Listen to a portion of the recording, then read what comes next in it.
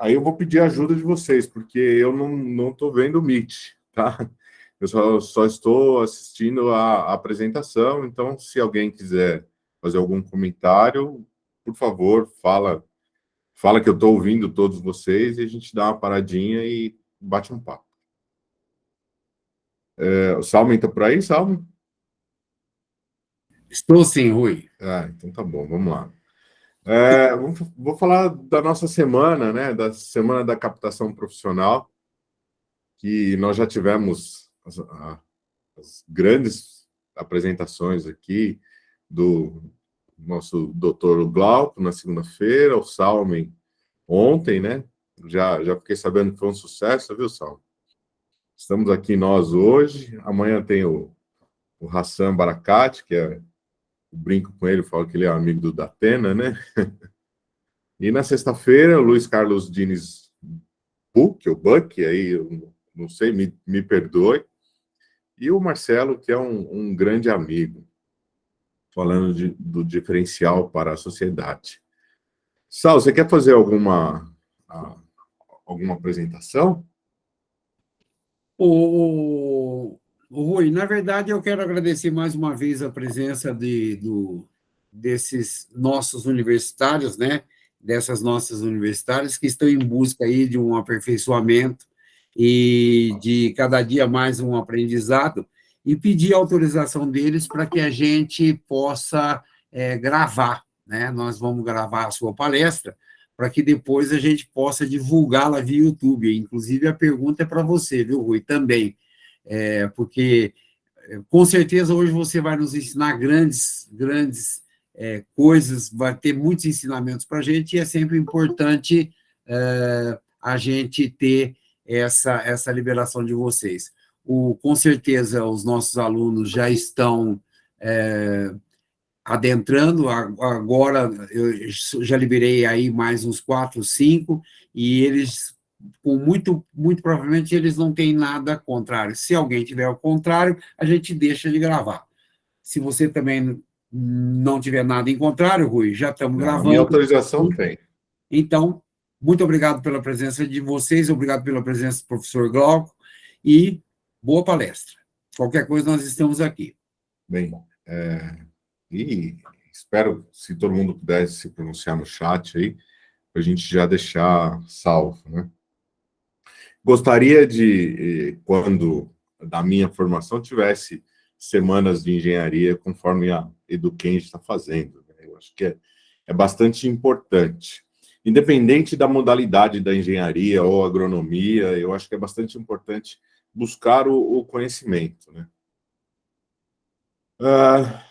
Então, para quem não conhece a Eduquem, é uma instituição, eu acho que eu posso dizer assim, de palestras e treinamentos para atualização profissional. Então, aqui a gente busca já profissional formado, a gente busca estudante e a gente quer fornecer as informações. Nós temos um time de profissional muito bom, muito qualificado.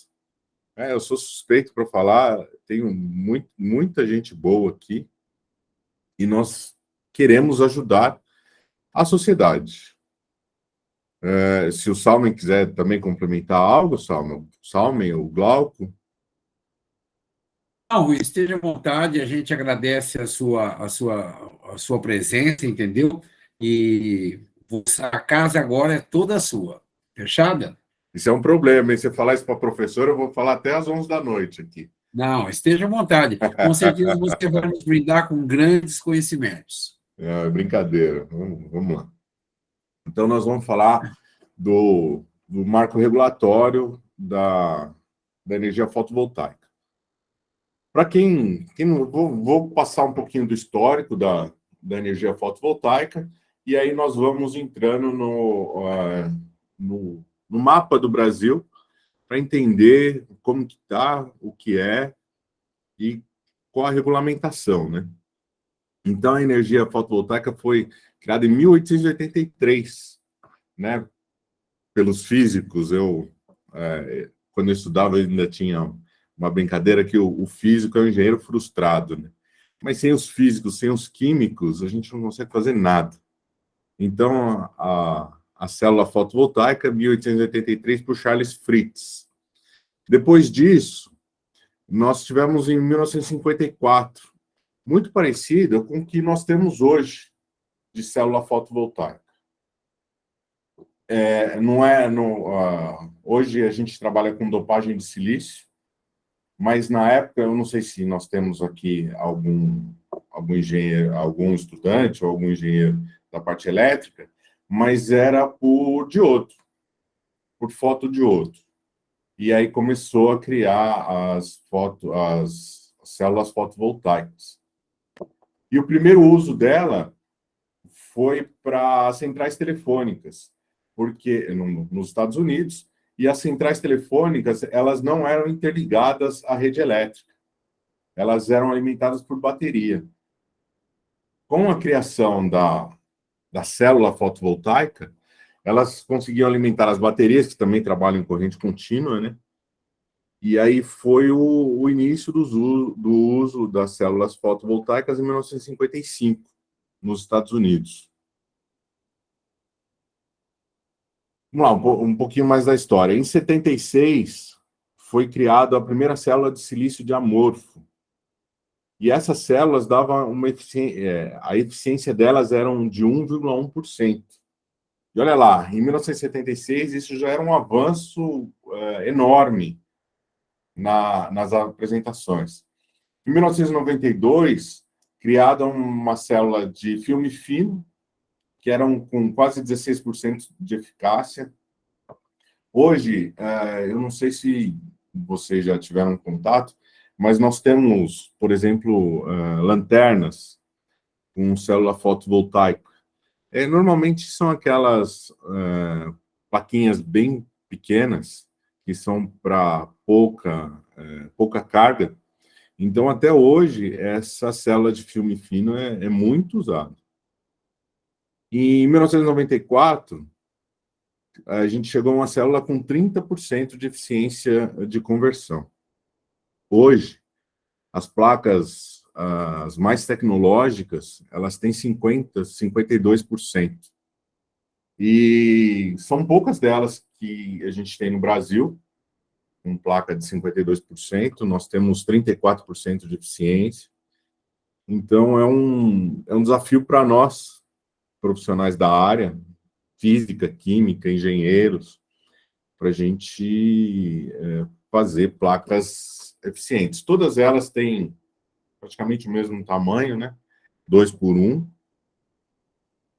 E é o que nós temos hoje no mercado. Uma placa com uma eficiência por volta de 50%, 52%.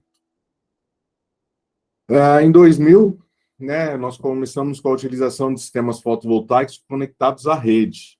Olha lá, se a gente pensar que a primeira placa foi constituída em 1883, mais de 100 anos depois, a gente começou a conectar sistemas fotovoltaicos na rede. É o chamado on-grid. Para quem não tem muita familiaridade, nós temos dois sistemas, né? O on-grid, que é o sistema conectado na rede elétrica, que é o que nós temos na maioria das casas, e nós temos o off-grid, onde o sistema ele é independente, ele não tem contato com a rede elétrica. Isso é bastante utilizado onde não tem a energia elétrica. Nos rincões do Brasil, nós temos toda essa parte de off-grid. Em 2006, né, nós tivemos uma célula solar com 40% de eficiência, pela primeira vez, em células solares de polissilício. É a tecnologia mais utilizada hoje para obter novas eficiências, né, com eficiência energética aí. Então, falei um pouquinho da história para vocês, como nós chegamos até aqui.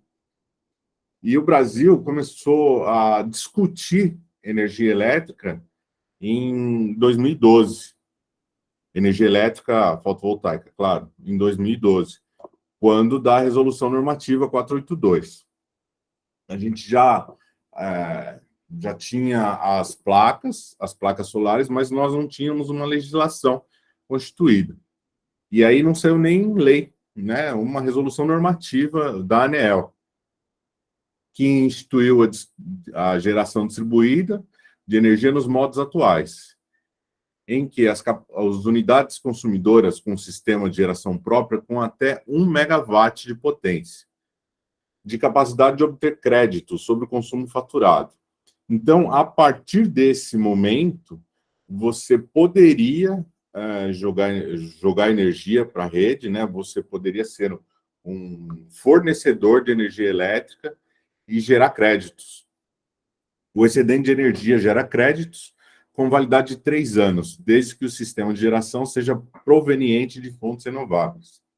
E uma coisa muito importante aqui, a gente fala bastante de energia solar, mas aqui é fontes renováveis. Então, aqui engloba eólica, todas as fontes que são renováveis. Depois da resolução 482, veio a 687 de 2015, que ela veio alterar a 482 e melhorar. Ela aumentou o limite de 1 megawatt para 5 megawatts de usinas geradoras. Ela aumentou a validade dos créditos de 3 para 5 anos. E ela criou novas modalidades de geração. Empreendimentos com múltiplas unidades consumidoras. O que é isso? Quando você tem um apartamento, um condomínio de apartamentos, e o seu prédio fornece energia elétrica. Então, o que acontece? Vamos colocar valores aqui.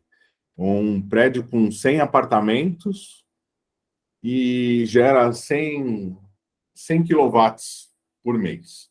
Então, você consegue dividir isso por apartamento. A legislação começou a permitir isso.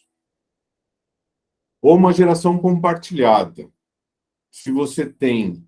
aí é o contrário das múltiplas unidades consumidoras, né? Se você tem vários geradores para um crédito só. Ou autoconsumo remoto, que esse aqui veio mudar bastante as nossas instalações. O que é o autoconsumo remoto? Vamos imaginar, eu estou aqui na minha casa. Eu estou aqui na minha casa e o consumo na minha casa é mínimo, porque eu moro sozinho e só estou aqui à noite. Ok. Mas eu posso gerar energia no meu escritório e usar esses créditos para minha casa. Lógico, tem as regras, né? Você precisa estar cadastrado no mesmo CPF, precisa estar na mesma cidade, tem algumas regrinhas aqui. Mas você, a partir de um mesmo consumo, você pode descontar esses créditos gerados em vários endereços diferentes. Então, se eu tenho um medidor no meu escritório, estou gerando energia e está com excedente de energia, esse excedente é o quê? Eu vou chutar valores aqui. No meu escritório, eu consumo 100 quilowatts mensal. E eu estou gerando 300 quilowatts mensal.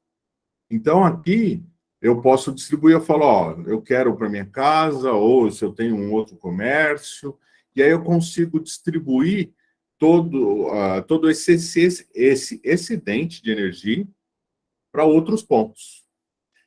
Mais uma vez, tem as regrinhas, né? Preciso estar no mesmo CPF, preciso estar registrado no mesmo CNPJ, ou CNPJ também, indiferente.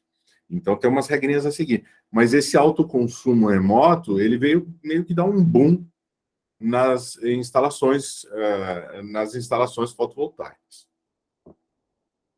Pessoal, se vocês quiserem fazer alguma questão aí, fiquem à vontade, tá? Então, veio a legislação aqui... Rui. Oi? Deixa eu só te fazer uma pergunta. Você não está passando esses números nos slides, não, né? Os números... Essas informações... Não.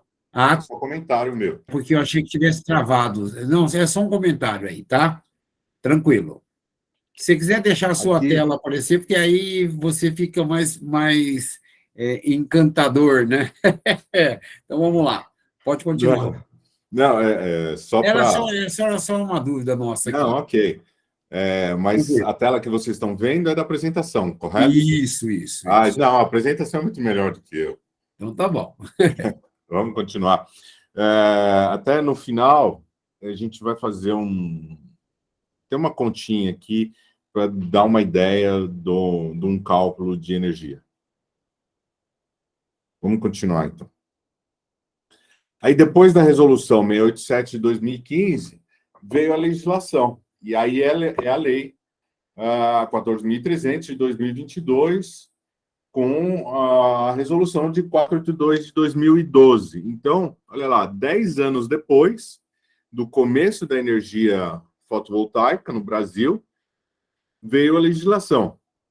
Então, aqui eu fiz um comparativo para a gente ter o que tinha na resolução, mesmo com a resolução 2015, e o que vem para mudar o marco legal, né? O marco legal da geração distribuída. Então, a gente chama de microgeração distribuída uma instalação menor ou igual a 75 quilowatts.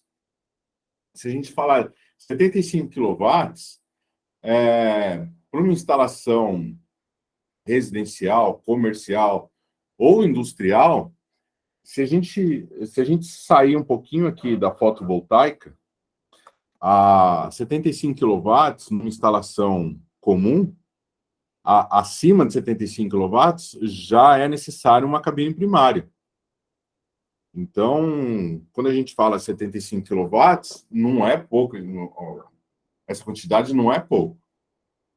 Se a gente começar a tratar aqui o que é que precisa uma cabine primária, é uma instalação de grande porte já.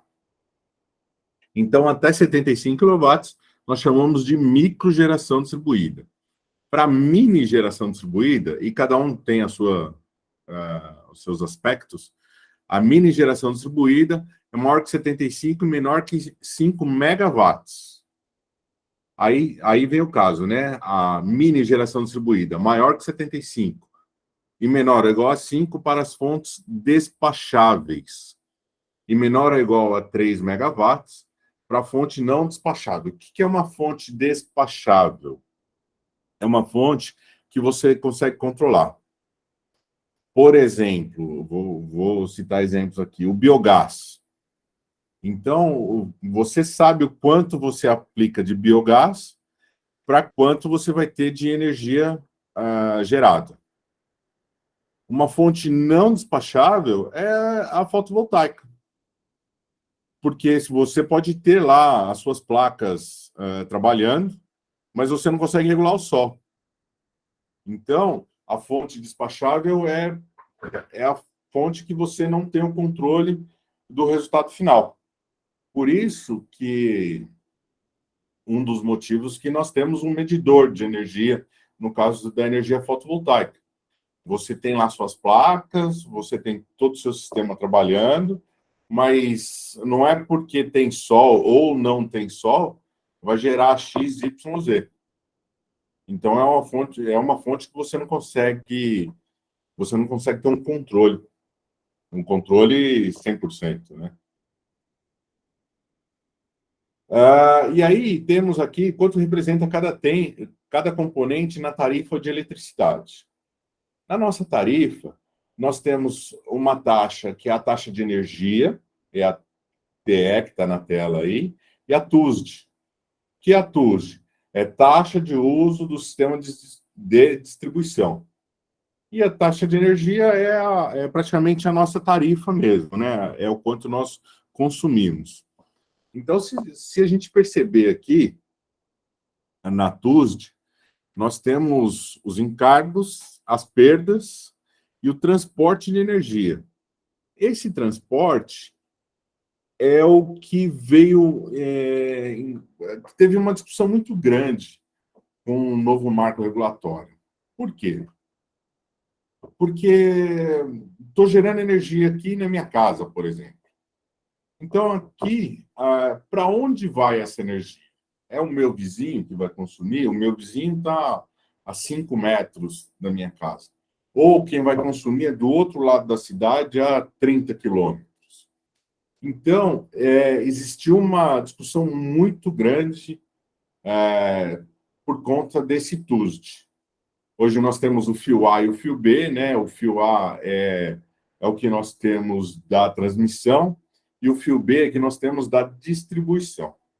Se nós pensarmos hoje as empresas, as concessionárias de energia elétrica, elas não são geradoras de energia, elas são distribuidoras de energia. Então, o que as empresas, a Ecopel, Enel, sei lá, Light da vida, então elas ganham na distribuição. E até 2020, nós não tínhamos taxa dessa distribuição. Então, a pessoa que gera energia, gera e gerava energia, ela jogava energia de volta para a rede, o excedente, né, para a rede, e não tinha taxa. Veio discussões muito grandes, eu participei de algumas discussões sobre os números corretos, né, de cobrança, e teve um lobby muito grande da sociedade para que não fosse taxado. Aí eu vou dar uma opinião particular. Eu penso que precisa ser taxado, sim, porque está utilizando o sistema de distribuição, mas muita gente discorda. Então, eu estou falando uma opinião particular. Mas quando eu até fiz algumas reuniões com o deputado Lafayette de Minas, que é o autor da lei, e tinha algumas ponderações que eu achei bastante interessante em colocar em discussão, né? Porque está utilizando, você já paga no fio A, ok, que é a energia que chega na sua instalação. E agora nós vamos ter o fio B, que é quanto você vai pagar em cima da sua injeção de energia para a rede elétrica. Não sei se fui claro para todos aí, mas se alguém, mais uma vez, se alguém quiser perguntar aí. E esses valores que estão na tela é uma média das 58 principais distribuidoras de energia, tá? Ô Rui, desculpa Pode te interromper, mas a tua apresentação tá parada na tela inicial. Ela não está seguindo. para todo mundo? Tem mais alguém?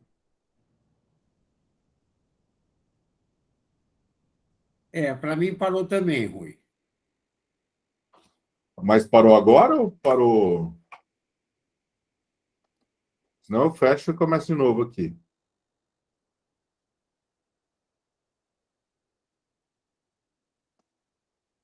Peraí, deixa eu.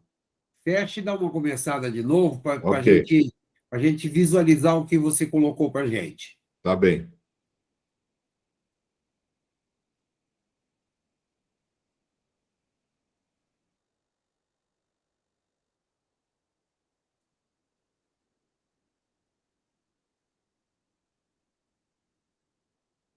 E agora, pessoal?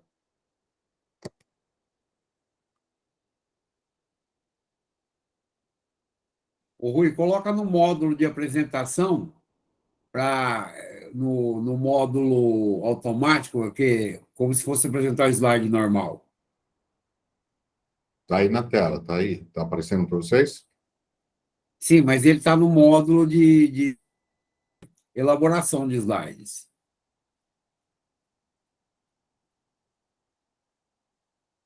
Peraí, então.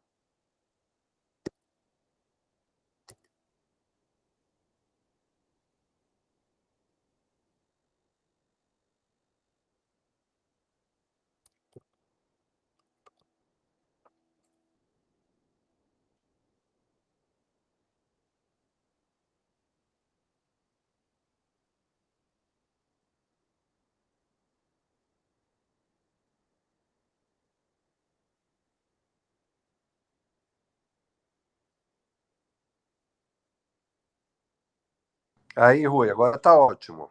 Tá bom agora? Agora está ótimo, a gente consegue enxergar bem. Então, vamos lá. Então, só para a gente terminar o assunto que a gente estava conversando, nós temos aqui 44% de taxa de energia e 56% da taxa de uso do sistema de distribuição. Mais uma vez, isso é uma média das 58 distribuidoras do país. Pode ser que a sua seja um pouquinho diferente, porque esse cálculo é homologado pela Enel e cada concessionária tem o seu cálculo, por conta do tamanho da rede, do deslocamento, da onde sai a energia, para onde chega a energia, então isso varia bastante. Troquei aqui o slide. Foi aí para todo mundo, só para confirmar? Foi, tudo certo, foi. Excelente. Então, vamos continuar. Então, aqui, eu coloquei alguns dados da tarifa de fio B, das apresentações. Então, das concessionárias, desculpa. Então, nós temos a Celesc, por exemplo, que é 20,2%, e nós temos a Equatorial no Pará, que é quase 50%. Então, nós temos aqui também, né? Eu acho que a maioria do pessoal aqui é de São Paulo, nós temos a CPFL, que dá 25%. Então, esse estudo foi selecionado com as distribuidoras com maior potência instalada, de mini e microgeração da fonte de energia solar. Vou contar algo peculiar que eu tive. Eu fui visitar o Pará uma vez, fui dar uma palestra lá, e eu fiquei muito... me chamou muita atenção o preço da energia elétrica lá. Uma residência com 4 pessoas, eles pagavam mais de R$1.000 de energia. E aí eu fui saber o porquê, né? E aí é por conta da taxa do uso do sistema de distribuição. Deles é muito alto mesmo.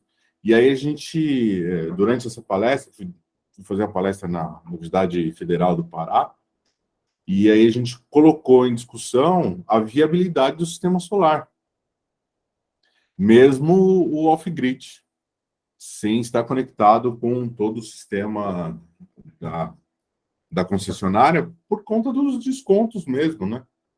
Porque se você pegar e ter 50% de fio A, de fio B, desculpa, aí fica bastante pesado para quem está gerando energia. Vamos continuar. Aqui, continuando aqui, da demanda contratada. Então, a resolução 482 de 2012 dizia que para consumidores do grupo A, com mini geração distribuída, a tarifa de referência para faturamento de demanda contratada é a TUSD da demanda. E agora, o que mudou para o marco legal do A14300 de 2022? Você vai ter 2 cálculos. Então, você vai ter a taxa de uso do sistema de distribuição da demanda, que esse não vai mudar, esse vai continuar muito parecido com o que já temos. E agora, você vai ter a taxa de uso do sistema de distribuição da injeção.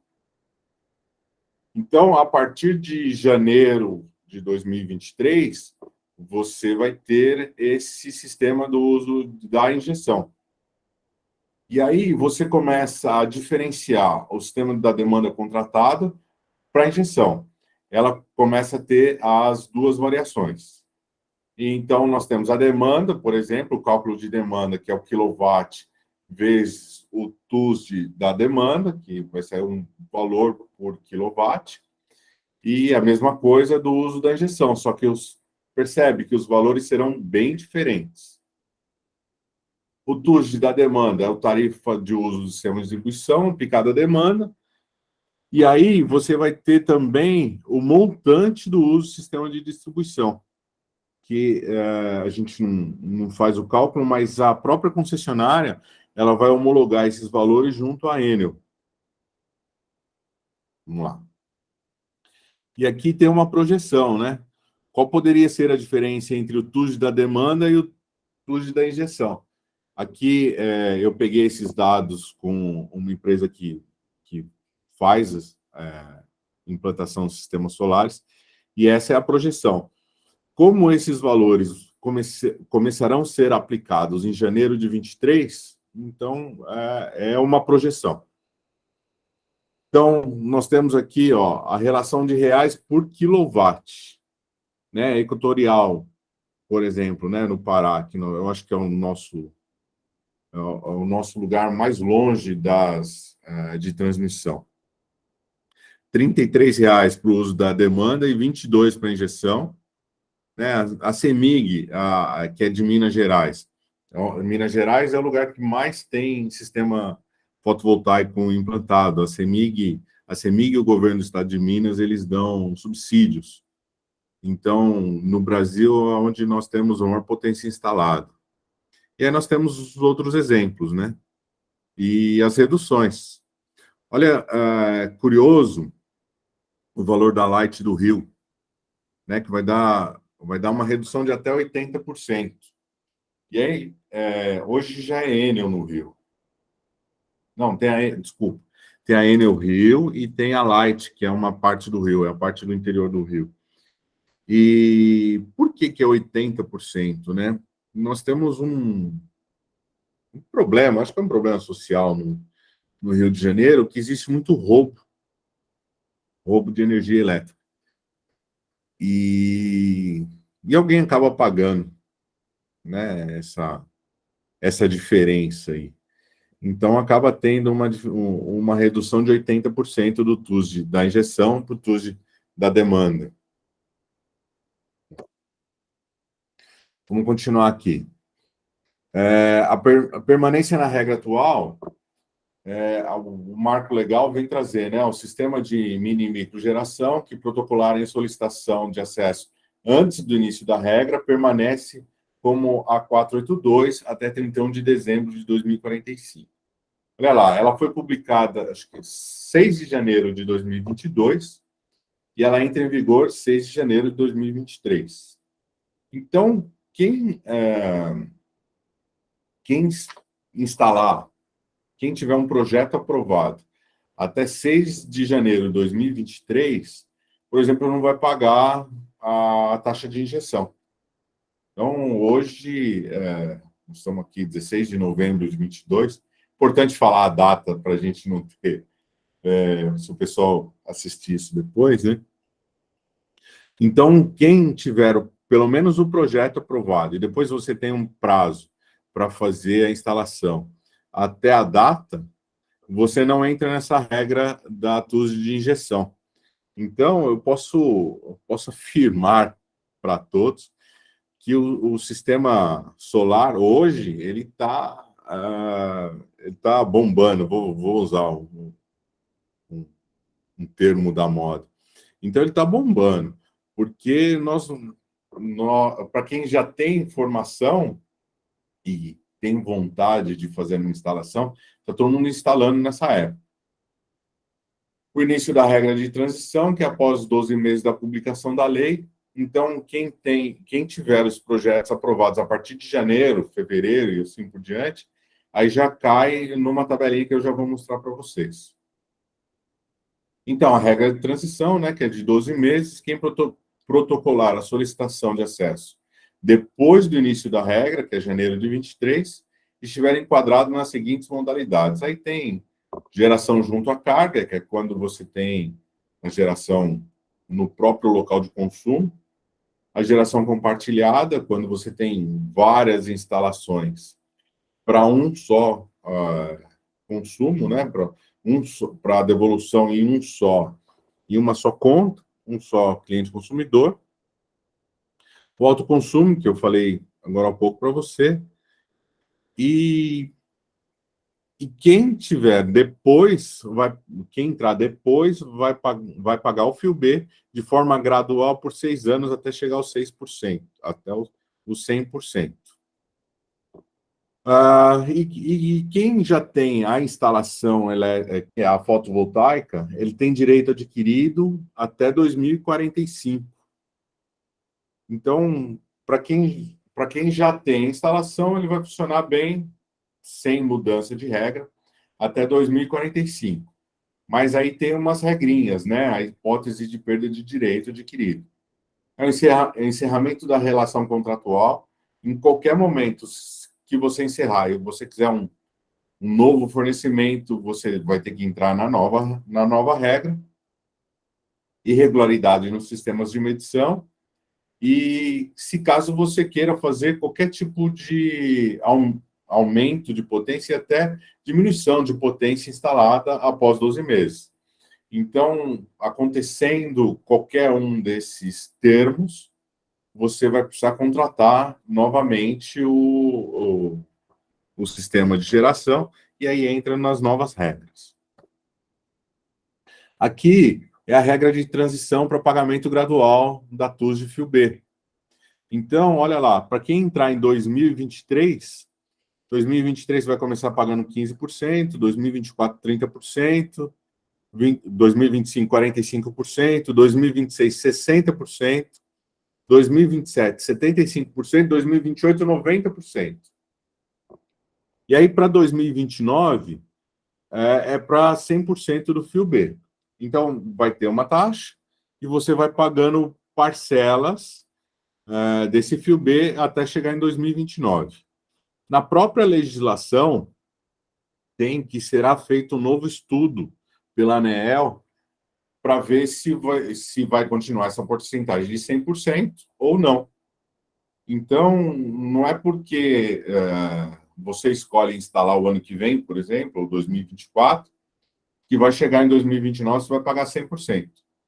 Então, chegou 2029, eu acredito que sairá, né, porque está na lei, eles farão um novo estudo para saber qual vai ser esse fio B, porque até então, ou vai ter gente fora da regra, né, quem está instalando hoje ou instalou tempos atrás, que aí esse vai ter isenção até 2045, e o restante vai estar todos eles numa taxa só de fio B.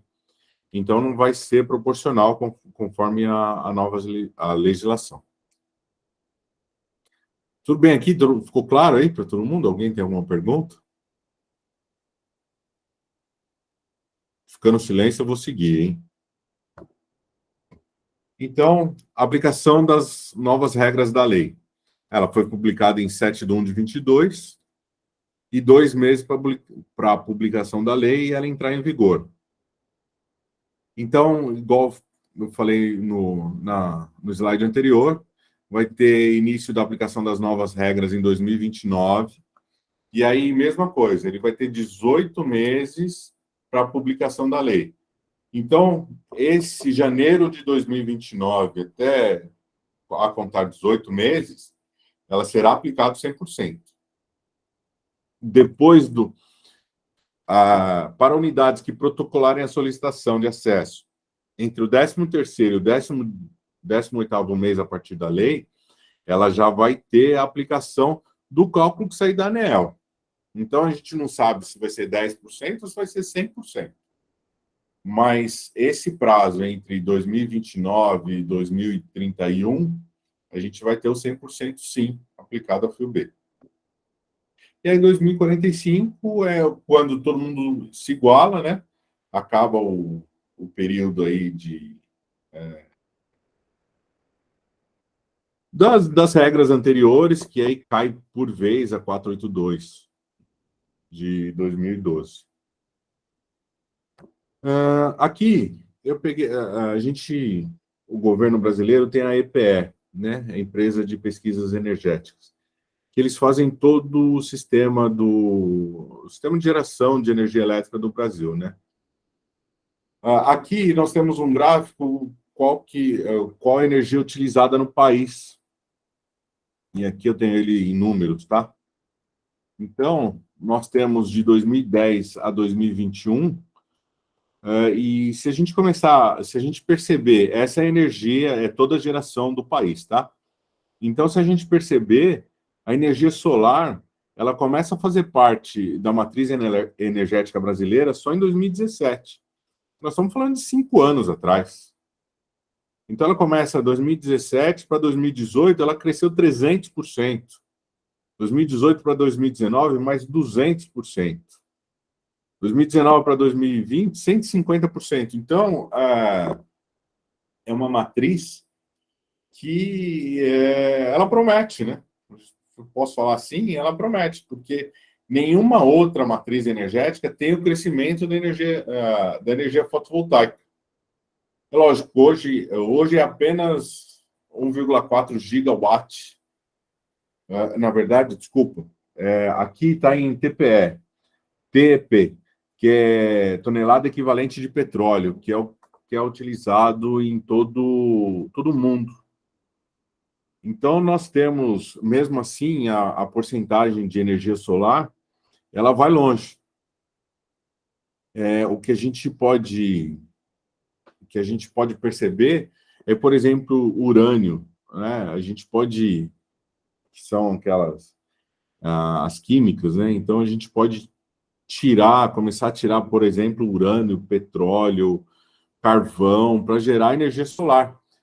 Solar e eólica, né? Eu acho que a gente pode pegar a eólica nesse mesmo, colocar na mesma prateleira, porque a gente já tinha energia eólica em 2010, geração de energia eólica em 2010. 2015, nós já tínhamos mais energia eólica do que nós temos energia solar hoje, e nós temos um potencial muito grande, principalmente no Nordeste, né? Hoje nós temos fazendas de energia eólica, igual nós estamos começando a ter fazendas de energia solar distribuídas no país. Ok, pessoal? Vamos lá, vamos continuar. Então, aqui, com vocês, eu vou fazer um estudo de caso, né, de uma instalação de energia solar. Pessoal, bem, está gravando, né? Não tem jeito. Isso aqui é só uma brincadeira. Mas isso aqui é uma continha muito básica, muito simples, sem termos técnicos, tá? Tem vários outros requisitos que nós temos que considerar num cálculo de placa solar, mas aqui eu coloquei um exemplo só para a gente ter uma ideia, tá bom? Então, eu peguei uma residência na região norte, que consome aproximadamente 600 quilowatts por mês. Eu acho que é interessante, depois que acabar a nossa apresentação aqui, vocês irem e dar uma olhadinha na conta de vocês, para saber mais ou menos quanto vocês consomem, para a gente ter uma ideia aqui, para a gente depois até discutir um pouquinho mais. Então, vamos lá. Nós temos lá 600 quilowatts por mês. 600 quilowatts-horas por mês é o consumo de uma residência. Supondo que uma placa solar tem uma potência de 265 watts por dia, com a exposição solar de 4,93 horas, é mais ou menos o que a gente tem para projetar um sistema fotovoltaico. Lembrando, mais uma vez, estou fazendo suposições, tá? Então, uma placa solar, mais ou menos, tem uma geração de 265 watts por dia, tá? A base de cálculo é mais ou menos essa. E aí, para uma exposição de radiação solar, estou considerando aqui 4,93 horas. Ó, nós temos um mapa que diz quanto você tem de radiação solar, dependendo da sua localização, é via GPS. É bastante interessante. Chutei aqui um lugar e peguei aqui uma irradiação solar. Mais uma vez. Para fazer um cálculo, nós temos que calcular, por exemplo, a temperatura média do lugar. Por quê? É um sistema elétrico e tem vários componentes eletrônicos numa placa solar. Então, quando ele sofre por aquecimento, por exemplo, você tem que considerar a perda. É o cálculo aqui, ó. A nossa energia. 265 watts por dia, vezes 4,93 horas, vezes 1 menos 0,20. Esse 0,20 é o coeficiente de perda de potência.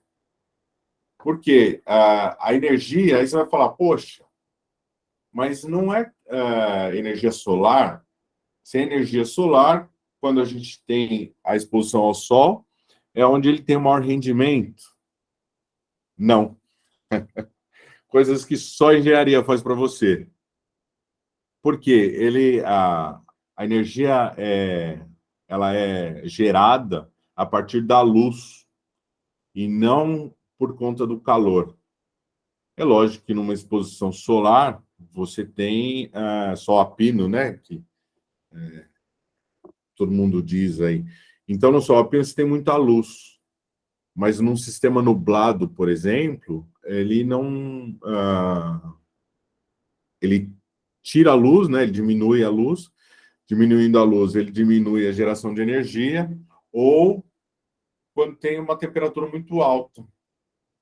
Eu já cheguei a ver no Nordeste um sistema solar que de tempos em tempos, isso aí já era automatizado, ele jogava água. Primeiro que limpa, que é muito bom, e ele diminui a temperatura das placas solares. Eu achei bem interessante esse sistema, porque esse sistema foi em Sobral, no Ceará, e a temperatura média lá é 45 graus, 42 graus. Então, é muito quente. E a eficiência da placa solar diminui demais. Vamos lá, vamos voltar para o nosso cálculo. Então, olha lá, uma placa, 265 watts por dia, com quase 5 horas diárias. Ela vai gerar 1,04 quilowatts-hora por dia. Então, continuando nosso cálculo, ela gerou 1,04 quilowatts por dia, vezes 30, porque aqui ela não deixa de trabalhar no final de semana, 31,2 quilowatts por mês. Logo, a residência gera aproximadamente 500 quilowatts por mês. Para uma residência gerar 500 quilowatts por mês, nós precisaremos de quantos painéis, né? E aí é uma continha de 3, né? Um painel está para 31,2 kW, como um Y painel está para 500 kW. Logo, chegamos na continha de 16 placas solares. Aí você vai falar para mim, poxa, mas a casa consome 600 kW. E por que eu vou gerar 500? Tem na legislação que quando você tem a geração de placas solares, você tem que ter um consumo mínimo. Logo, esse consumo mínimo eu vou falar na maioria, para não falar todas, que eu não tenho a informação de todas as concessionárias, mas é de 100 kW por mês. Então, se você tem que pagar para a concessionária 100 kW por mês, a gente faz o cálculo com 500. Se eu tenho uma casa que consome 600, eu faço uma residência para gerar aproximadamente 500. Poderia fazer mais? Lógico que eu poderia. Eu ia colocar aqui 600, 1.000 quilowatts por mês. Mas ia gerar crédito. Você tem onde usar esses créditos? Excelente. Caso você não tenha onde utilizar esses créditos, você acaba perdendo. Você não pode doar para o vizinho, doar para a mãe, para o pai, você não pode fazer isso. Você tem que ter a instalação no mesmo CPF ou CNPJ da fonte geradora. Ficou claro? Vamos continuar, então. E aqui também vai entrar, eu não coloquei aqui no exemplo para vocês, mas o espaço, né? Se nós temos, eu vi que nós temos bastante engenheiro civil aqui, mas nós temos 16 placas solares. Eu acho que eu já comentei aqui que o tamanho delas, padrão, é 2 por 1, 2 metros por 1 metro. E aí também entra cálculo de peso, né? E aí vários outros fatores que a gente precisa pensar na nossa instalação. Até tem aqui depois vocês podem me procurar, eu vou deixar meu contato para vocês. Tem um aplicativo que diz onde é o norte, para você pegar maior tempo de exposição solar. Onde é o norte do seu local, para você virar, você deixar suas placas instaladas, para você ter uma maior exposição à luz. Tá? Depois pode me procurar que eu passo um aplicativo bem legal para vocês. E aí tem o famoso cálculo do payback, né? De quanto nós estamos falando de dinheiro. Eu costumo falar com pessoas que me procuram para saber sobre instalação solar, e aí eu já falo logo de cara, né? Eu falo, mas qual é a sua intenção? Porque se a gente está falando de proteger a natureza, de questões ambientais, placa solar você pode instalar sem problema nenhum, que vai te dar um retorno muito bom, né? Vai atingir os seus objetivos. Mas nós vivemos num mundo capitalista, né? E, infelizmente, nós temos que olhar também para o bolso. Então, a gente precisa sempre fazer esse cálculo de payback. Para ver o que vale a pena, quanto vale a pena. Então, aqui eu coloquei um exemplo, mais uma vez. É um exemplo, conta de padaria. Vocês não estão me vendo, mas eu estou com a caneta na orelha aqui. Supondo que o valor do quilowatt utilizado no Ceará seja 85 centavos, mais uma lição de casa para todo mundo fazer aí, e que um sistema tenha custado um valor de 25 mil e gerando aproximadamente 700 quilowatts por mês, mais uma vez, olha lá, estou colocando valores aqui e não são valores que não são do mercado, tá? Então, acho que é importante, se caso alguém queira fazer esse cálculo, eu acho que é legal. Então, os cálculos serão 25 mil do valor do sistema, dividido por 750 quilowatts-hora, que é a energia gerada, vezes 12 meses, no custo de 85 centavos o quilowatt-hora. Então, fazendo um cálculo aí, a gente tem 3,26 anos de payback. É linda a conta, né? Se a gente pensar assim, falar, bem, 3,26 anos, muitos fabricantes, eles falam que a duração do sistema solar é 25 anos, e aí vem da nossa curiosidade, né? Nós que somos da área de tecnologia, eu acho que é importante você certificar, né, de qual é o período do funcionamento do seu sistema, porque a gente não pode fazer um cálculo desse que vai durar 3,3 anos, se o sistema vai durar 5. Tá? É um dinheiro bom investido aqui, 25 mil reais nós estamos falando. E se o sistema durar 5 anos, eu acho que começa a ficar inviável. Né? Eu já estou saindo um pouquinho da área de engenharia aqui e administrando. E também tem o custo mínimo, que eu falei para vocês, no caso lá do Ceará, que tem lá um custo de 100 quilowatts por mês. Esse é o custo mínimo, mesmo se você não tiver consumo, você tem que arcar com esse custo mínimo.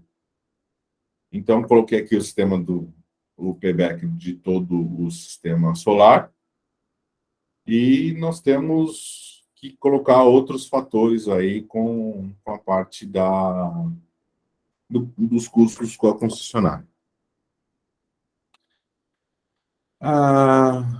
Eu acho que era isso que eu tinha para falar para vocês. Além do querer saber de vocês o que a gente pode, quais são as dúvidas de vocês, o que a gente pode conversar sobre sistema solar. porque às vezes tem muita coisa que é muito clara para mim é fácil, para mim está muito claro, mas se caso vocês tiverem alguma dúvida, por favor, acho que agora é a hora da gente bater um papo. E aí estão meus Bom, contatos, tá? Podem ficar à vontade. o, Pode mandar e-mail, WhatsApp, e aí a gente vai conversando. o Rui, Sim? posso Claro, entrar aí nessa, claro, deve, entrar aí nessa deve. briga, né? E para aí a sua apresentação e vamos para um bate-papo que eu acho que vale a pena aí a gente. Eu acho que vale até mais a pena que a gente Não, trocar uma sim, ideia. porque o nosso objetivo aqui é fazer isso aqui um bate-papo e onde a gente consiga aí levar informação, trazer informação, esparramar conhecimento, esparramar tecnologia, esparramar a ciência, né? Isso aí. Então, eu vou fazer uma provocação aqui para você, né? E se você se sentir à vontade, entre na. Se Claro. você achar que não deve gerar polêmica, né? Não vamos gerar polêmica. Não, é interessante gerar polêmica. Eu gosto, sabe Não, que eu eu, gosto. eu acho o seguinte: tem alguns pontos aí dentro dessa fala que você levou que é ocupado muito, muito, muito. O primeiro, você fez aí uma colocação que eu percebi todo o seu zelo profissional em não fazer críticas, né? Porque você até. Nós somos amigos, eu vou falar. Você se esquivou em falar da parte financeira porque você não quis misturar com a parte técnica, né? E ontem a gente estava falando aí dentro do conceito das aulas, não sei o quê, que fundamentalmente o engenheiro no trabalho dele ele tem que se preocupar com a parte financeira, sim, porque afinal de contas é o dinheiro que movimenta a tecnologia, é o dinheiro que movimenta a ciência, é o dinheiro que acaba se movimentando o desenvolvimento. A minha pergunta é mais ou menos nesse sentido, né? A gente sabe muito bem que para a gente construir uma placa de energia solar, a gente tem que tomar algumas providências aí, no sentido da fabricação. E algumas ações técnicas, né? E você é melhor do que ninguém aqui para discutir isso. Mas todo material, e aí entra a minha pergunta, todo material tem um tempo de vida útil, tá certo? De vida útil. E você agora, nessa última frase que você colocou, você fez até mas não deixou a coisa ir, porque eu entendo, você não pode, enquanto engenheiro, falar totalmente de uma coisa que ainda é desconhecida. Mas a pergunta é, qual é a sua verdadeira opinião com relação às placas fotovoltaicas? Bem, antes de começar a sua resposta, eu vi que tem, eu acho que pelo menos tinha uma engenheira química aqui, não era? Sim, sim, sim. A Então, Jaciara, eu me lembro que a Jaciara disse já que se era abre. aqui. Desculpa, eu não anotei o nome. Mas hoje, a nossa tecnologia é a dopagem de silício. É o que nós temos de mais tecnológico falando em sistema de placas solares. Hoje, 16 de novembro de 22. Então, é muito complicado a gente garantir que uma dopagem de silício, trabalhando 5, 6 horas por dia, ele vai ter uma vida útil de 25 anos. Como nós, da área de tecnologia, vamos garantir isso?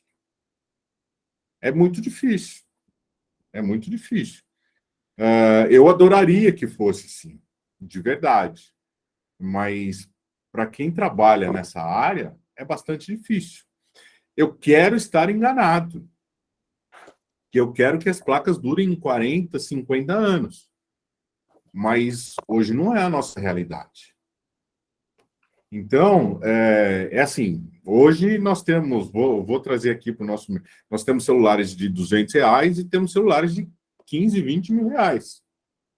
Eles funcionam? Funcionam. Fazem ligação? Fazem ligação. Mas a vida útil, o que faz um celular de R$ 200 e um celular de 15 mil reais é muito diferente. Então, e aqui eu não estou nem falando de marca, modelo, nem de celular, nem de placa fotovoltaica. Mas você precisa, nós da área tecnológica, nós temos que nos garantir disso. Tem muitas empresas vendendo placa fotovoltaica dizendo que tem uma garantia de 25 anos. Garantia não, desculpa. Eles garantem o funcionamento de 25 anos em até 80% da potência nominal de cada placa. Tem muita empresa fazendo isso. Só que quando tem muito vendedor fazendo isso, desculpa, tem muito vendedor fazendo isso. Mas quando você pede, então você me garante, você me dá a garantia disso, e aí a conversa muda. Então, vai muito da idoneidade nossa, profissional, né? Eu tenho um problema danado, eu tenho uma licença aqui para ser fornecedor de sistema fotovoltaico. Eu costumo fazer projetos, que para vender eu jogo limpo com a pessoa. Falo, olha, a garantia é X. Depois disso, a gente não sabe exatamente o que vai acontecer, até porque a gente não tem um histórico também. O sistema fotovoltaico no Brasil é de 5 anos para cá. Dentro desse contexto, né? Dentro desse contexto, e aí fazendo uma abordagem provocativa nós temos um grande cientista da área de ciência dos materiais, né? E ele sempre desenvolve algumas teorias dele em cima de uma seguinte sequência da fabricação de materiais. Ele diz o seguinte: todo material tem que ser pensado em termos de processamento, estrutura, propriedades e desempenho. Quando você vai fazer uma fabricação de material, você processa, esse material acaba ganhando na fase de processamento a sua estrutura, né? A estrutura do material. Essa estrutura desse material gera para o material determinadas propriedades, e essas propriedades geram desempenho. E a gente sabe muito claramente, Rui, que o papel de todo engenheiro é trabalhar no sentido contrário a essa condição do engenheiro de materiais. O engenheiro de projetista, né? O de placa fotovoltaica, o engenheiro civil, o engenheiro mecânico, todos esses engenheiros, eles devem trabalhar no sentido contrário, porque eles partem do desempenho esperado, tá certo? No projeto, e a partir desse desempenho esperado, eles vão em busca das propriedades dos materiais, e, às vezes, raramente, eles se preocupam com a estrutura e muito menos com o processamento, porque o processamento fica aí para os engenheiros de produção, engenheiro químico e tal, não sei o quê, que desenvolvem isso. Ponto.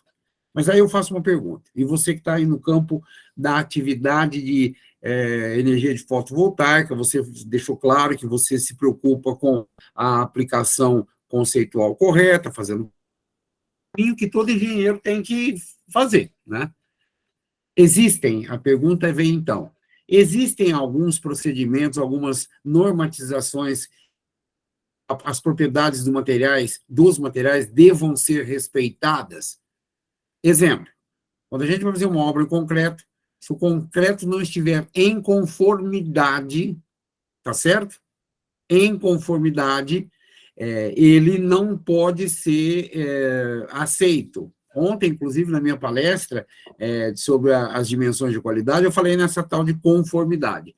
Existe hoje, então, reforçando a pergunta, existe hoje algum tipo de normatização, existe hoje algum tipo de verificação desses painéis? Porque o que a gente tem visto é uma disseminação sem limites das empresas produtoras de painéis fotovoltaicos e instaladores, né? E aí eu concordo com você.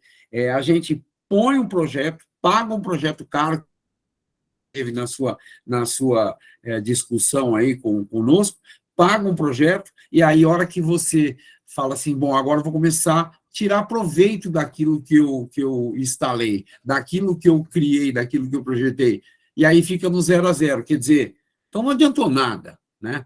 Existe alguma normatização, então passa isso para a gente levar na nossa bagagem. Olha, hoje, infelizmente, nós não temos nenhum tipo de certificação. Imagino que o caminho dessa certificação seja algo como o Inmetro, né? Ou nós temos certificação no CEPEL também. O CEPEL é Centro de Pesquisas Eletroeletrônicas, que poderiam garantir o funcionamento conforme especificações. Mas hoje nós ainda não temos. Eu não vou falar todas, mas 90% dos componentes de todo o sistema vem de fora.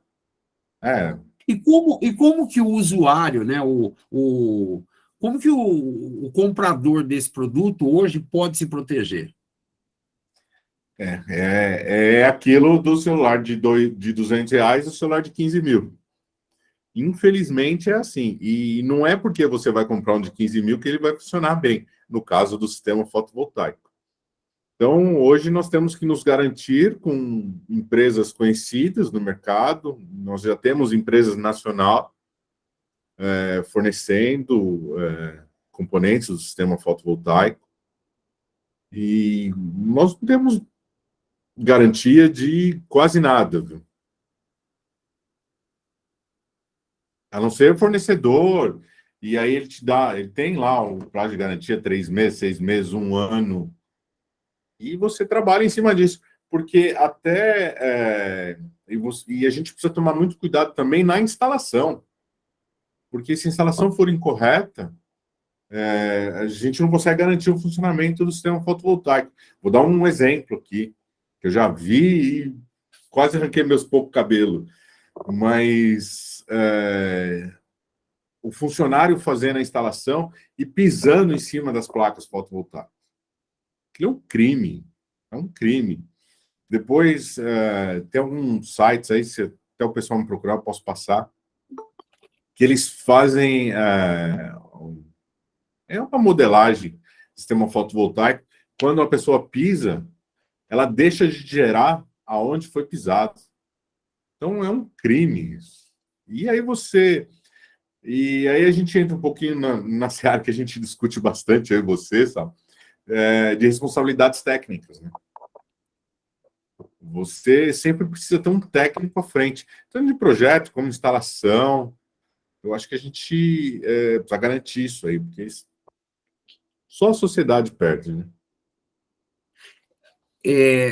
Não, eu estou te fazendo essas perguntas porque, Sim. via de regra, né, a gente, como professor de ciência dos materiais, a gente é abordado o desenvolvimento de determinados projetos dentro das escolas, a gente é questionado sobre a eficiência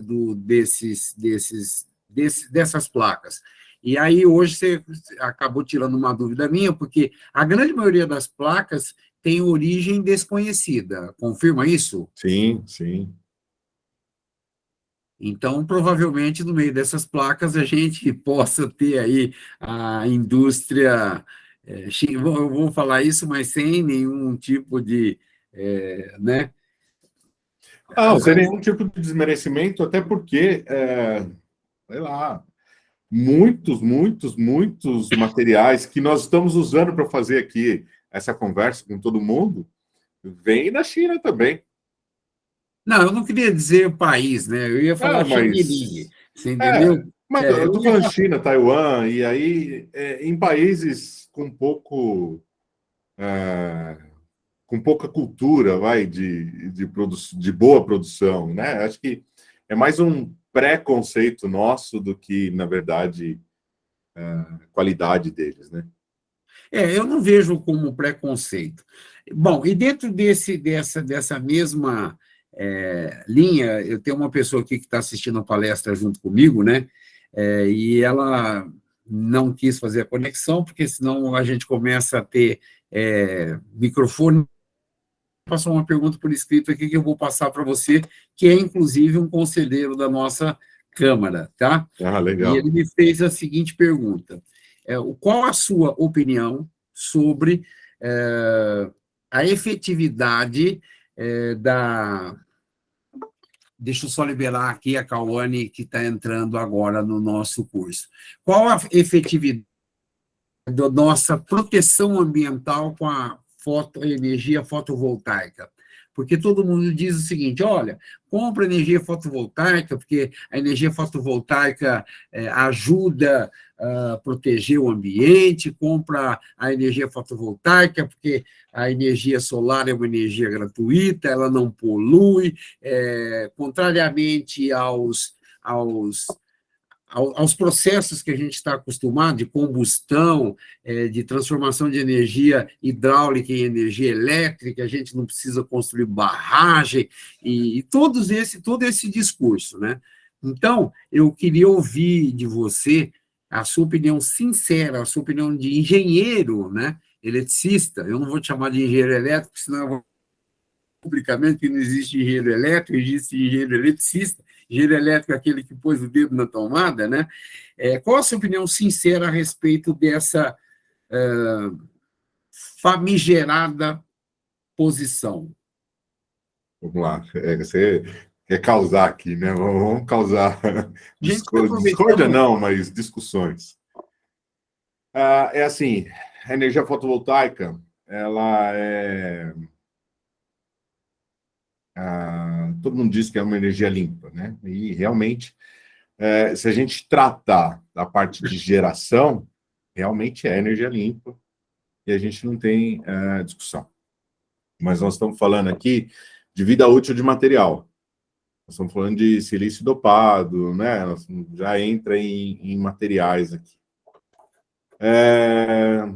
Vamos tratar aqui que as primeiras placas solares que chegaram no Brasil tenha uma vida útil aí de 10 anos.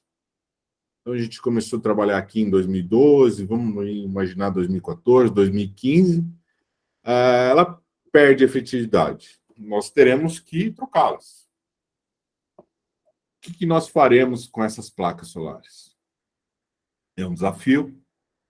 Hoje nós não temos resoluções normativas, leis. Será um desafio. Por quê? A energia limpa, geração limpa, ok, mas e aí? Quantas e quantas e quantas mil placas nós teremos que fazer um descarte? E aí a gente já puxa outra modalidade da engenharia para cá, né? Porque não é uma única modalidade. E esse silício, ele vai ser reciclado? É possível? Eu não sei.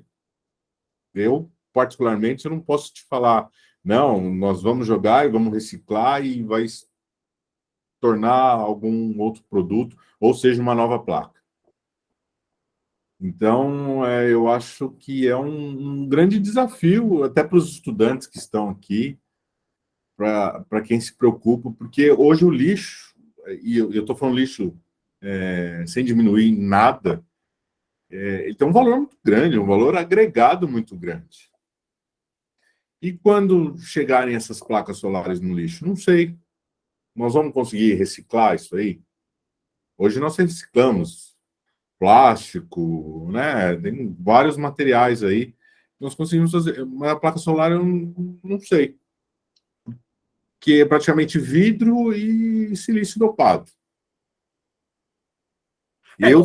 O vidro a gente sabe que recicla, né? Sim, sim. O vidro a gente sabe que Mas eu, recicla. particularmente, o silício dopado eu desconheço.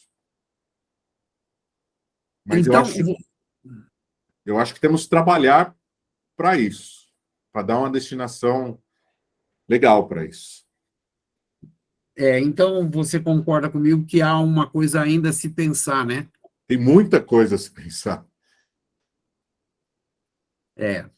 Nós precisamos de muita reflexão, mas, ao mesmo tempo que isso significa um problema, né? E atrás de todo grande problema vem as novas possibilidades de emprego, tá certo? É isso aí. As novas possibilidades de desenvolvimento de novas tecnologias, novas pesquisas, enfim, novas formas de atacar um problema e novas soluções para determinados problemas.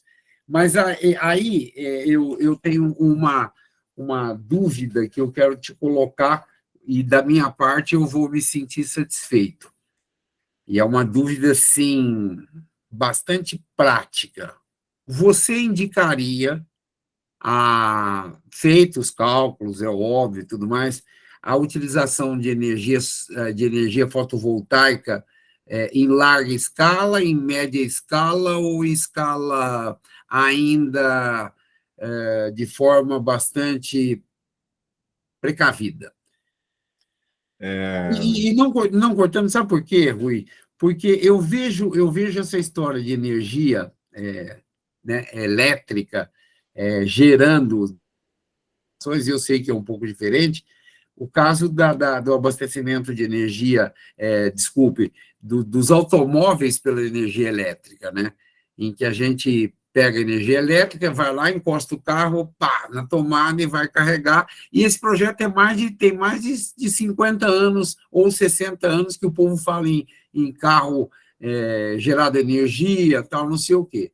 E aí vem a grande dúvida, né? E juntando a sua do Glauco na segunda-feira, que, a propósito, uma brilhante palestra que nós precisamos, de fato, reciclar aquela palestra e colocar aquela palestra em pauta. O seguinte, a água, a gente sabe que ela tem o ciclo, né, dela, que ele vai, chove, cai, escorre, volta e tá, e ela está sempre circulando aí no planeta. A minha dúvida é, você indicaria energia fotovoltaica para ser aplicada em grande, pequena ou larga escala? Então, eu vou falar que todo engenheiro fala, depende. Depende de qual propósito. Nós temos um problema na nossa matriz energética do país, porque é a falta de recursos naturais. Então, olhando por esse viés, como nós não conseguimos abastecer todo o país somente com energia eólica ou da própria hidráulica lá em Itaipu, nós temos um problema. Se o nosso país começar a desenvolver, vai faltar energia. Então, olhando por esse viés, claro que eu sou a favor da energia fotovoltaica, não tenha dúvida. Olhando para o viés de custos, eu instalar na minha casa, eu vou fazer bastante cálculo. Eu não posso te falar nem que sim, nem que não agora, porque eu acho que é questionável. No meu ponto de vista, nas tecnologias que nós temos hoje, tá? E ainda vem um monte de taxação em cima de, aqui eu falei, né, de concessionária, de distribuição, ainda tem um monte de taxação em cima dos componentes do sistema fotovoltaico. Porque isso vem mais, não citei valores aqui, mas tem componente que tem taxação de 200%, 300%. Até, não sei se é uma política, né, de governo, e pelo amor de Deus, não quero falar de política aqui, mas de alguma maneira está incentivando produtores nacionais.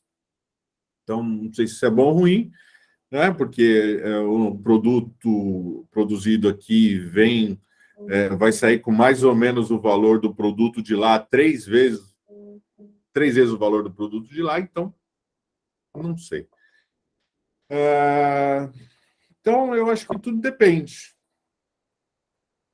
Bom, da minha parte, eu fico muito feliz com as suas respostas, e agora eu vou passar a pergunta para a Rafaela Soares. Rafaela, as suas dúvidas para o professor Rui. as suas considerações, os seus questionamentos, para a gente aproveitar essa reunião que a gente fez hoje, no sentido de estar aprendendo um pouco de energia fotovoltaica. Os microfones estão abertos para você, viu, Rafaela? Não se acanhe, não. Pode fazer a pergunta que você quiser e a gente... Ixi, Acho que ela saiu da reunião, ela ficou com vergonha. não ficou com vergonha. Então, às vezes, ela já tinha saído. Ô, Raila, você tem alguma coisa para perguntar? Rui, alguma dúvida, porque você queira debater? Esteja à vontade, tá? Doris, Laís, Pessoal, e eu também deixei meu contato, se alguém depois quiser fazer algum questionamento, alguma pergunta, fiquem à vontade, tá? Por favor. Larissa. Larissa ontem estava falante, hoje ela não falou, né, Larissa? Jaque, Vitor, Gostaria de agradecer mais uma vez o terceiro dia, uma palestra muito boa, acrescentando muito nos meus conhecimentos. Boa, legal, obrigado. É só um bate-papo aqui, só para a gente conhecer um pouquinho mais da legislação e o que está vindo, está sendo alterado. Ah, e desculpa, eu acho que eu não falei, está em consulta pública, essa lei 14.300, tem 3, 4 itens lá, se alguém se interessar também eu posso passar o link para vocês, e a gente pode fazer algum trabalho até junto e passar lá como sugestão para mudança da legislação.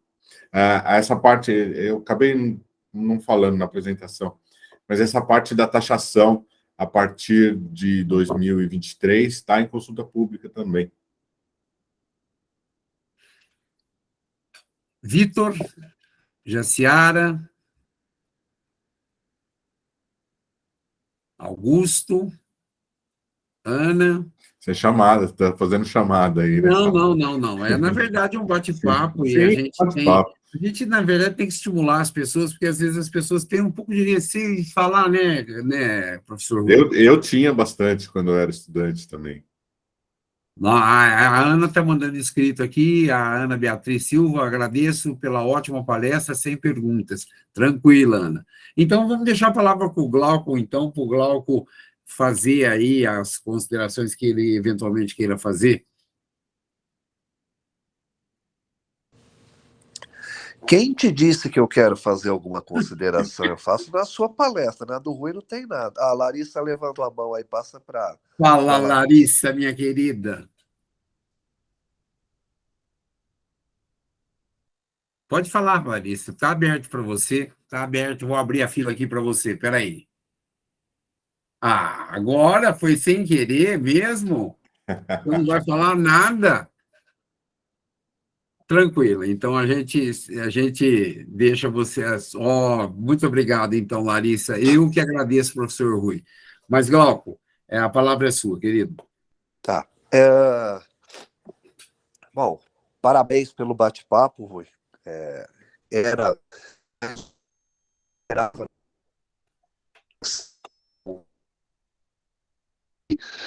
uma coisa que eu considero extremamente importante, que eu converso muito com os meus alunos, é o que você falou, que é sobre energia, né? A energia está diretamente ligada ao desenvolvimento, né? Não existe desenvolvimento sem você ter um maior consumo de energia. A única coisa que é líquido e certo é isso. E eu escuto, tanto na energia solar, principalmente na minha área, muita gente fala besteira, né, cara? Que é 100% limpo, só porque vem do sol. A única coisa que é 100% limpo é a planta que consegue converter energia solar em energia química, né? Só que isso é um processo aprimorado ao longo de milhões de anos, né, pela natureza, né? Então não tem muito que melhorar o processo.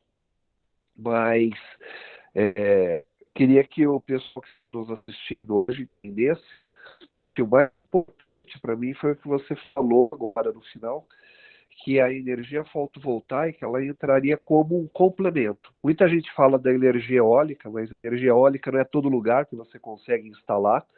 A gente tem aqui pontos no Nordeste que são extremamente favoráveis a isso. E da mesma forma, como a gente tem aí uma alta incidência de radiação, né? Eu falei na segunda-feira que duas coisas que eu gosto de trabalhar na minha área, que é com a parte de chuva e com a parte de radiação. E aqui no Brasil nós temos aí uma quantidade bastante grande, né, de radiação, quantidade aí bem distribuída ao longo do ano, e que a energia fotovoltaica, ela vem para mim dentro de um processo que ela vai se somar a outras fontes de energia, né, outras fontes para disseminar, né, a energia, mas também não tem como dizer que é uma energia totalmente limpa, com todos esses problemas que você colocou, principalmente da reciclagem, né? Porque a gente ainda não sabe efetivamente como isso vai trabalhar, como isso vai ocorrer no futuro.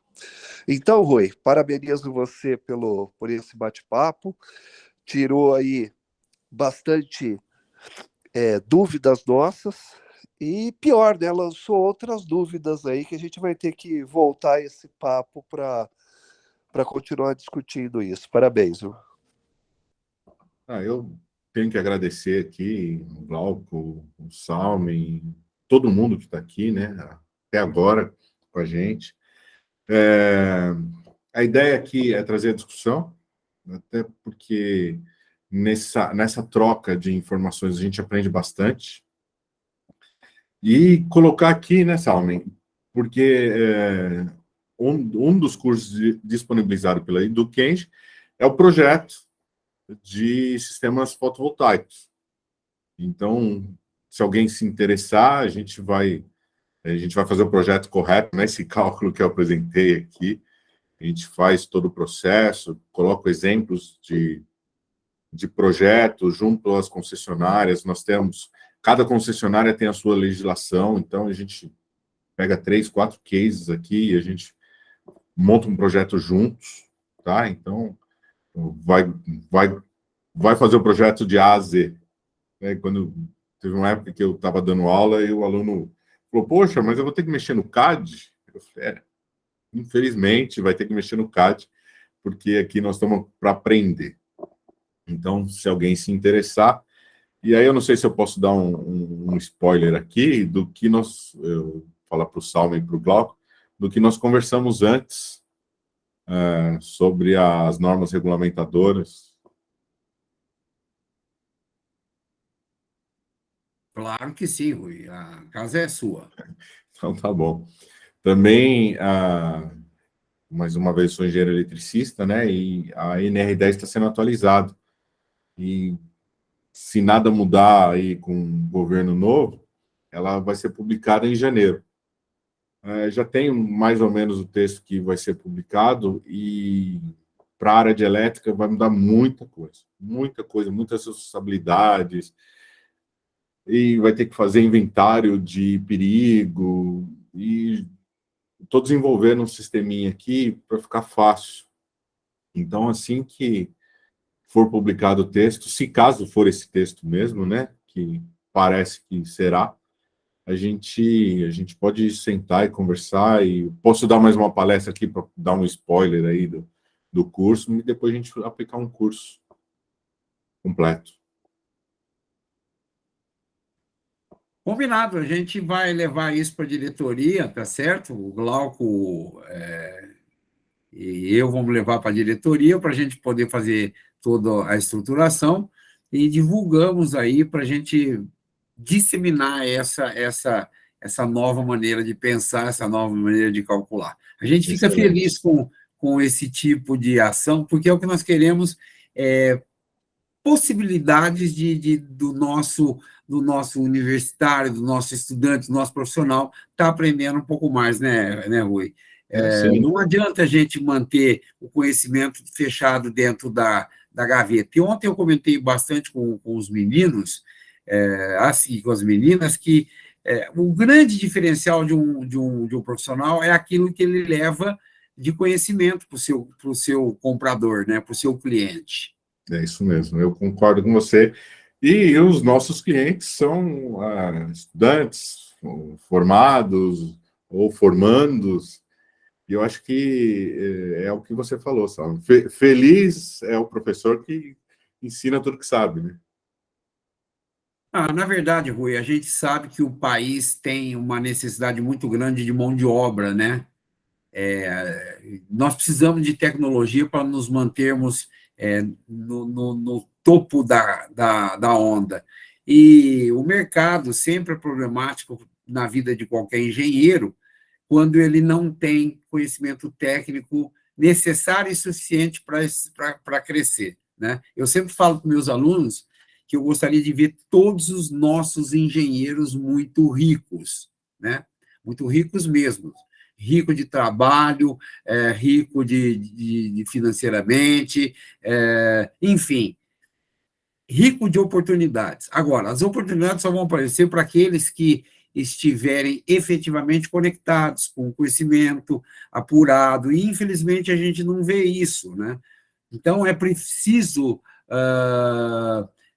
é preciso a gente disseminar esse conceito de que a qualidade, o conhecimento faz a diferença para a vida de todo mundo, né? Enfim, vai ser um prazer se você nos puder brindar Ah, com essa atividade aí, a gente botar isso para frente e divulgar e pegar a turminha que queira aprender, fazer isso, buscar patrocínio, buscar tudo que a gente precisar, material, né? Enfim, para nós a gente vamos sim. poder até fazer um encontro presencial, se for com quem quiser, para que a gente possa divulgar aí, principalmente para os engenheiros eletricistas, né, que queiram participar disso, sim. Não, ok. Eu estou sempre à disposição. Se for para falar de engenharia, eu fico até amanhã de manhã falando aqui. Eu Mas gosto muito. e aí esse pessoal todo que está aqui junto conosco, ele já tem um banco de dados com a gente, e a gente vai estar informando para que eles possam vir a participar e colaborar de alguma forma. E até vou deixar aberto aqui publicamente, viu, garotos e garotas, que quando você tem uma necessidade, entra na página da Edvenge, deixa lá, surgiu um curso disso que nós estamos precisando e tal. É assim que a gente tem que divulgar, assim que a gente vai buscar os melhores profissionais e fazer desses profissionais os profissionais de sucesso. E eu digo, né, engenharia é difícil, mas se fosse fácil não seria engenharia, né? Seria corte e costura, enfim, e outras profissões. Bom, e da minha parte, eu agradeço a sua presença, e você sempre uma pessoa assim, muito gentil, muito participativa, muito colaborativa, e eu digo assim, para mim foi muito proveitosa a sua presença aqui, porque eu também, da mesma forma que aprendi com o Glauco segunda-feira, aprendi hoje com você. Estou pensando seriamente se eu vou fazer ou não fotovoltaica na minha casa, mas nós vamos conversar mais sobre isso. Vamos sim. Pessoal, eu tenho que agradecer só a presença de todo mundo aí. Estou sempre à disposição. Alguém pegou o meu QR Code lá, tem LinkedIn, tem telefone, e aí é só entrar em contato que a gente troca figurinha. E obrigado por todo mundo e bora para frente, né? Nós temos grande desafio aí da engenharia, eu acho que está em nossas mãos. Nós temos que estar preparados para os novos desafios que estão surgindo. Obrigado pela presença de todo mundo.